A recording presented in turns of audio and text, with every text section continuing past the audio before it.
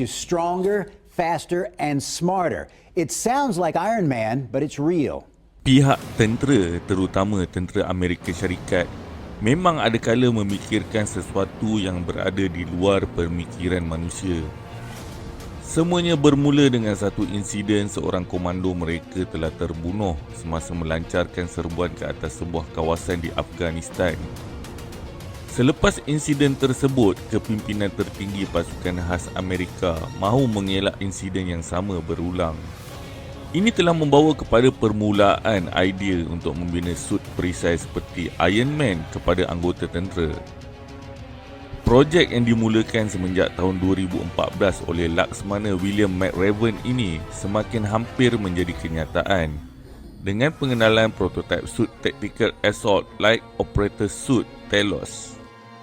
Sut ini mungkin tidak boleh terbang atau menembak dengan senjata canggih, tetapi perisainya diperbuat daripada cecair, di mana ia boleh menjadi keras mengikut arahan pemakainya.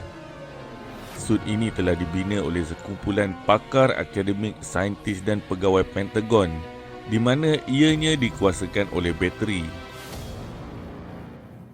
Sut rangka luar ini berkemampuan mengurangkan beban kepada si pemakainya, perlindungan balistik yang hebat dan helmet yang canggih bagi meningkatkan penglihatan dan pendengaran pemakainya. Tidak diketahui berapa kos yang diperlukan untuk kajian dan pembangunan sut ini oleh Pentagon, tetapi satu laporan oleh bekas Senator Republikan daripada Oklahoma, Tom Coburn, menyatakan kos sut tersebut mencecah Amerika Syarikat $80 juta. Buat masa ini, ahli projek Thales sedang mengeluarkan beberapa prototipe dan sudah bersedia menyerahkan sut generasi pertama kepada pihak tentera sepatutnya pada Ogos 2018. Tetapi tiada maklumat terkini dan hilang begitu saja cerita tentang pembangunan ini. Jika projek ini berjaya mencapai matlamatnya, kita bakal melihat versi sebenar War Machine James Rhodes di dalam situasi pertempuran sebenar. Sebenarnya, adakah rumit untuk membangunkan sut Iron Man? Tony Stark yang berada di medan perang telah menerima serangan yang menyebabkan badannya cedera parah. Lukanya yang sangat teruk sehingga terdapat percikan logam daripada bom yang telah menusuk jantungnya. Bunga api logam yang menusuk jantung Tony Stark adalah kecil dan banyak. Mungkin lebih kurang seperti pasir yang bertaburan. Bahan logam ini dikuatiri akan memasuki saluran darah dan dibawa ke pusat jantung. Secara teorinya, ini boleh menyebabkan aliran darah akan tersumbat dan berlaku kematian. Dan ini adalah mutlak.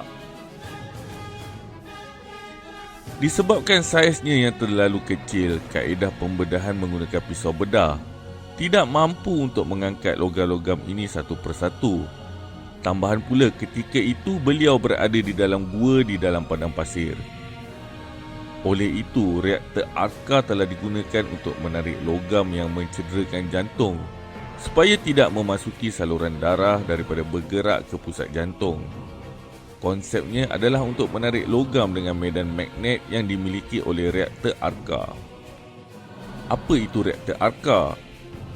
Reaktor Arca ini adalah ikon Iron Man dan Jarvis yang paling menonjol. Seperti cerita di atas, ia hanyalah medan magnet yang menarik percikan logam supaya ia tidak menyerang hati Tony Stark.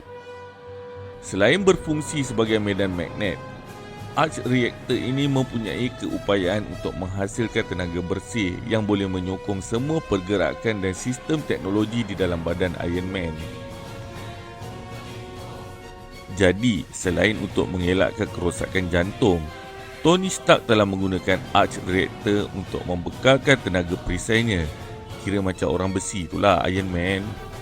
Oleh kerana ciri-ciri reaktor Arca ini adalah menghasilkan medan magnet serta menghasilkan cahaya biru plasma dan mampu menghasilkan tenaga bersih, hanya satu-satunya objek saintifik yang mampu melakukan ini ialah reaktor plasma. Persoalan, adakah secara teorinya Iron Man ini berjaya? Penggunaan perisai ini bukan sahaja mampu melindungi tubuh Tony Stark, tetapi juga meningkatkan kekuatan tangan dan juga kakinya. Jika dahulu seperti Kevlar atau perisai perang pada masa lalu yang sangat membebankan pengguna, tetapi sut Iron Man Tony Stark pula dikatakan boleh meningkatkan kekuatan si pemakainya.